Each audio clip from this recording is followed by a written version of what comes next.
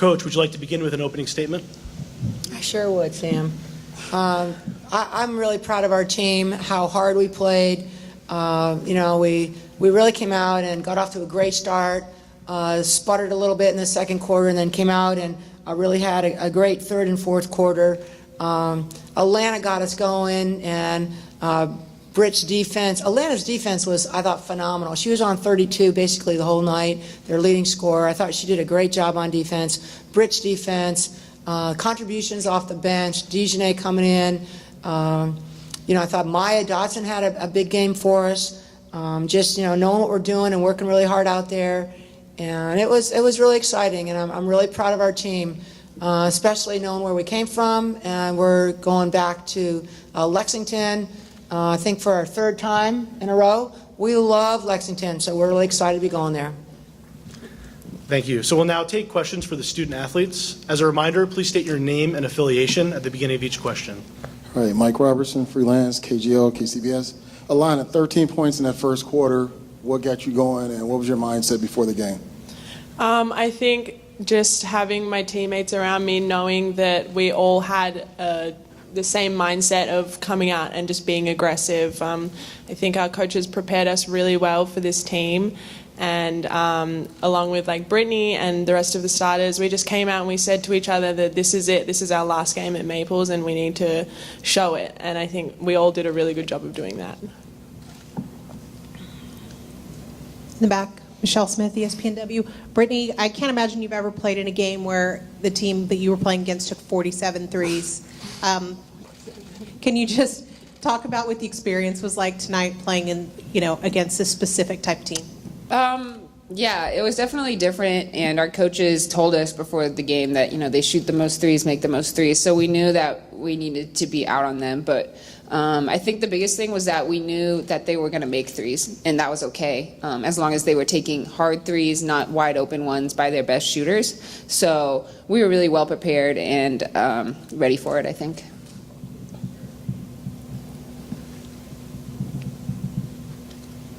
Alanna, as a quick follow-up, with a team that hits that many threes, they got back in the game a couple of times and got close. Did you have a sense that a team that hits that many threes was going to be able to make a run at you pretty quickly? Yeah, definitely. I think it's dangerous if you're hitting threes and you can get up 9 points in 3 possessions. It's easy. So I think that was definitely, like Brittany said, something that we focused on, is not letting them get open shots. And I think our team did a really good job of shooting from the three-point line as well. I think we answered really well. Brittany, Janie McCauley from Associated Press. Tara mentioned a couple days ago that she spoke to you about the thought that maybe this team isn't going to get to the NCAA tournament, and then how, things were not going well. You guys fell out of the rankings, and you were hurt for a while. Could you just take us through that journey and that conversation with Tara, and how far the team has come to be back in this place? Yeah, we did fall at the beginning of the season, but we were always, in our minds, knew that we could get it together and that we could be a really good team that could make a deep run in the tournament. So even when we had our troubles, we stayed positive, and that was kind of the key. We didn't start to blame others. We didn't start to look other places. We just said, hey, these are the things we're getting burned on when we play games, so we need to fix these. And so it was never as desperate as I think our record and falling out of the rankings makes it sound. Yeah, it was just kind of like a conversation that was like, hey, we need to kick it into gear, which, we knew, but it was just an extra incentive. That was during a game. Halftime.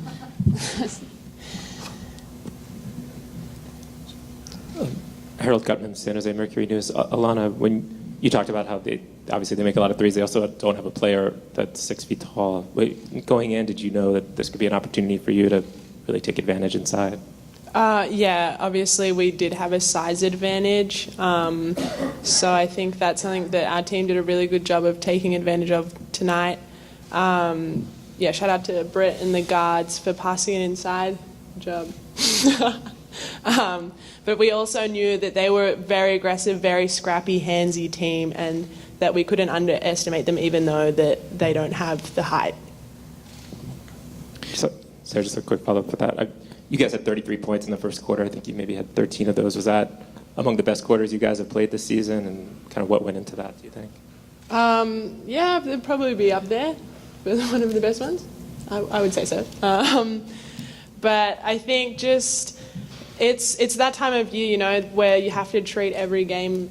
Every game is possibly your last. And I think for me especially, I'm doing this for my seniors, for Brittany and Kale, because I know that this is their last game at Maples. This is their last opportunity to have a crack at it. And so you have to give it your all. And that first quarter definitely showed that just heart that we have as a team. Tom Fitzgerald, San Francisco Chronicle. Alanna, following up on what Brittany was talking about earlier with the conversation that she had with Coach VanDerveer, when you were 6-6 and had lost to Western Illinois, how confident were you that you were going to get to a situation where you're, like right now, you're 2 games away from the Final Four? Yeah, I think just being the team that we were last year, we experienced a lot of moments where we were down, and it was halftime and we were down 17, and we would come back and win the game. And I think that has been instilled in ourselves, and we're trying to pass that on to our freshmen right now, that even if you are down, we had a bad start to the season. We were 6-6, but that doesn't mean that we can't finish strong. And so we just have kept that in our minds. We can't let the start of the season determine what we're going to do. And along those lines, did you hear Tara say that at halftime of whichever game that was? Or was that something she said to Brittany? I think that was a personal conversation with Brittany, but I know that our seniors had a chat with us as well and just said, hey, like, we do need to kick it into gear. Like, this is something that we don't want to accept, and that we need to do better. And yeah, I think it was a good conversation to have. Okay. And Tara has long been of the philosophy of playing a tough schedule to get you ready for March. And she said this might have been the toughest one yet. Did it get you ready for this? Oh, absolutely. We played some of the best teams in the nation. So I think Tara says it all the time, every disappointment is a blessing. And right now our blessings are coming to us, I think. Yeah. Alex Simon from the Summit. For both athletes, it's, as Coach mentioned, the 3rd straight trip to Lexington for the Sweet 16. I imagine you've had some pretty good experiences there. Is there something, you know, when this came out and you saw the Lexington Regional, you had to get here, but now that you're here, are there some things that you're looking forward to going back to Lexington for? I don't know if it's Lexington in general or just, you know, excited to be in the Sweet 16 again. You know, we're very familiar with the court and it's always a good time, but it's hard to know exactly like, oh yes, like Lexington. But it was funny when it came out, we knew we were going to be in there again because we've just been in there for so many times in a row. So we're excited to go there. Yeah, I mean, Lexington holds a lot of nice memories for us as well. So it's just nice to be able to go back and kind of remember what we did there and what we achieved.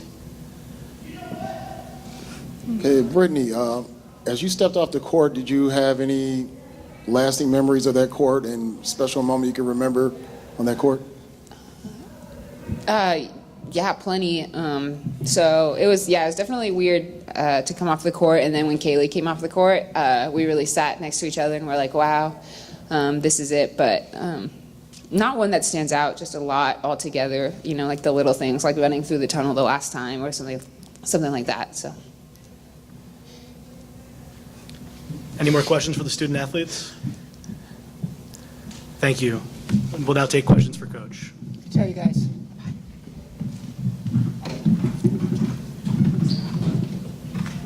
Cheryl Coward, hoopfeed.com. People talk about, you know, Florida Gulf Coast and the three-point shot, but they have other weapons. They're able to drive as well, but you guys were able to keep them out of the paint. I mean, the points in the paint margin and the second chance points, it was a staggering margin of, you know. Could you talk a little bit about that and your efforts to keep them out of the paint? Well, you know, I think they can hurt you with the three, and if you come out on them, then they can put it on the floor. And I think that for the most part, there were some times, especially with 22 China Dow, she hit some nice threes on us that was disappointing to see. But I think for the most part, Our team really worked hard to get out on the three-point shooters. And I credit Carl and their team. They're a very well-coached team. They move the ball really well. Like you said, there's no player over 6 foot, and they're scrappy. They knock down shots, and they're a very, very well-coached team. And our team had to work hard to beat them. And, you can't take away everything from a team like that. It's no fun to give up 17 threes, but, they're that good three-point shooters. I'm excited that we made 9 out of 17. And like you said, our rebounding was very good. Going inside to Atlanta, they had some interesting matchups. They had a kind of small player on Atlanta, and she just went to town right in there. And I think that jumping on them was a good thing, but then our team let up a little bit, and I was glad to see us come out in the second quarter and do well. Coach Alex Simon, the Summit. It feels as if Atlanta has really hit a stride here as you got to the end of the Pac-12 and through the Pac-12 tournament in here. What is it that she's doing that has her playing this well? She kind of has a way of playing well in the tournament. Thank goodness for that. She really had a great game tonight. I mean, knocking down her three, finishing on the block. Her defense, I thought, was fantastic. Holding their leading scorer to 7 points. Really focused. I'm excited for Atlanta going into the regional with good momentum. And like you said, both Britt and Alanna, played really well there, and we will need them to again. I would like to let you enjoy this, but I'm going to ask you about playing Louisville because they're a fairly prominent national program, or a prominent national program. You guys have never played them. So what's your first impression of getting that opportunity? We almost played them. We were supposed to play them in the Columbus tournament, but the game that they scheduled was at 6 p.m. on a Sunday, and we said we wouldn't play at 6 p.m. because we wouldn't get home in time for school the next day. So they played Ohio State instead of us playing them. So originally they were on our schedule, so now it's just great to have them back on the schedule. So I've seen them in person. They were practicing in the same place we were. They have a great team. They have a great fan base. The player of the year, Asia Durr, in the ACC. I've watched them play, and they're very impressive. I'm going to choose to enjoy tonight, and then I'll probably wake up really early, like 4 in the morning, and I'll watch their video. Tara, 2 questions, if that's okay. Which halftime was that game? When we were playing at USF. Okay.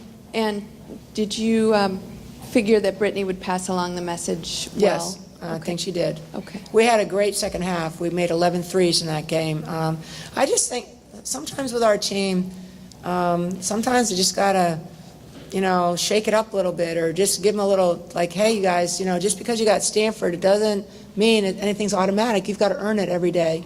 And that was kind of the point of you got to come out and earn it. So, again, I'm really proud. I did the schedule. We didn't start out trying to play Connecticut and try to play Baylor. It just happened that way. And it really was. I think almost any other team would, be throwing each other under the bus. And I'm so proud of the leadership from Britt and Kale and the upperclassmen to just keep playing hard. There were games that I think we had opportunities to win.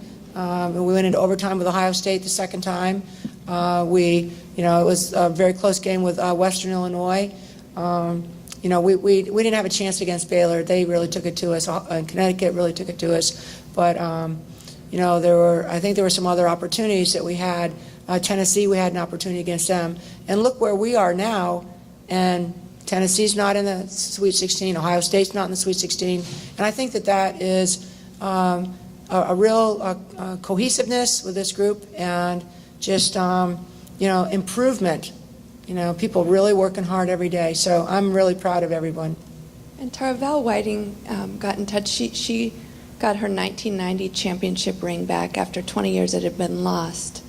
And this March Madness is extra special for her because of that. She has this ring back that's from a special year. Had you heard that? And what is that? I had. What does that mean to you? Just Well, I think it's great that that means something to her, that national championship. And, when we lost in 1989 at Louisiana Tech and they had Venus Lacey, I remember being on the bus saying to Amy, how are we ever going to beat this team? And Amy said, Val's coming next year. And we won the national championship the next year. And, I mean, Val is probably one of the most underrated players that was a great player at Stanford. A lot of other people get a lot of attention, but she was the real deal. And I'm really excited that she got her ring back. Okay, Tara, you warned us about... You got to be quick, Ann. You got to be quick. Oh, sorry about that. All right, you warned us about Florida's Gulf Coast three-point prowess, but could you ever fathom that they'll take nearly 50 threes? Yeah, I think they do. That's their game.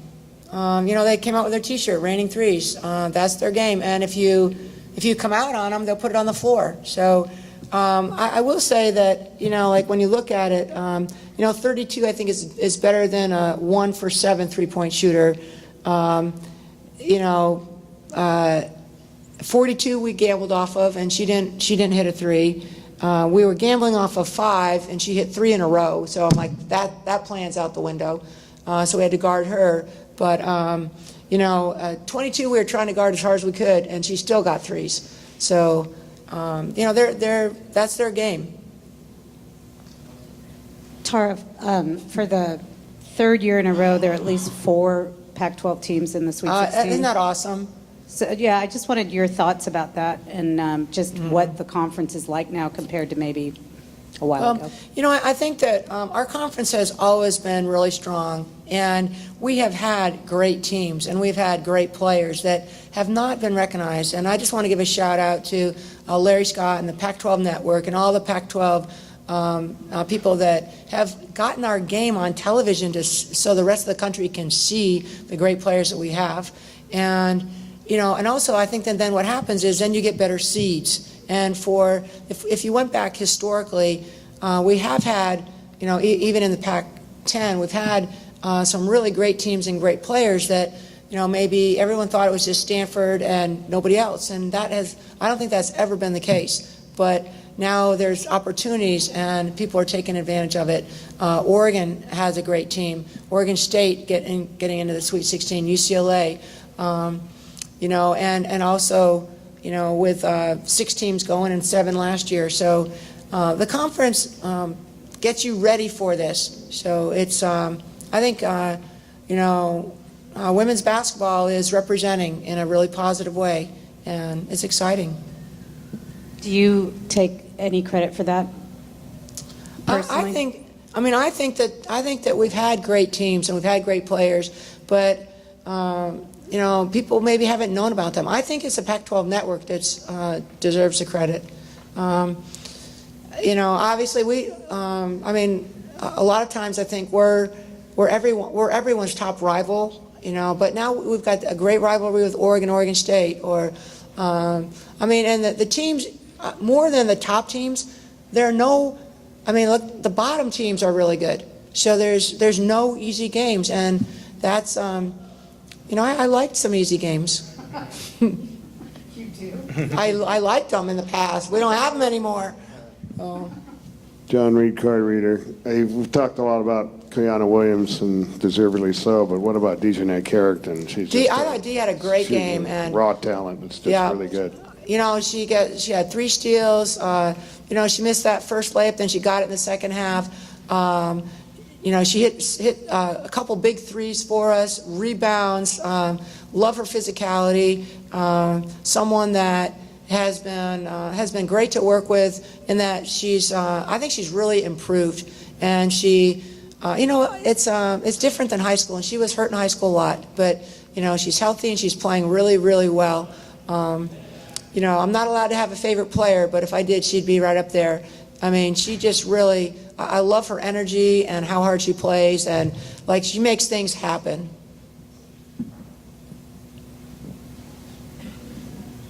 You said that there are no easy games anymore. Can you talk a little bit about the parity across the board with some exciting upsets so far with Buffalo and Central Michigan in women's basketball? I'm not upset. I'm not excited about Buffalo. We play them next year. No, I mean, it's great, the tournament, Central Michigan is a former assistant of mine. I'm really excited for them to win and I think they go to Spokane. Buffalo, actually a friend of mine that's coaching there. I'm really excited for her and their team. Just Missouri getting upset, that was a big upset. Florida Gulf Coast did that. There's great, it's really exciting to see where women's basketball is going, and again, I'm really proud to be part of this journey. Any more questions for Coach? All right, I hope somebody's coming to Lexington. It'll be fun. Thank you.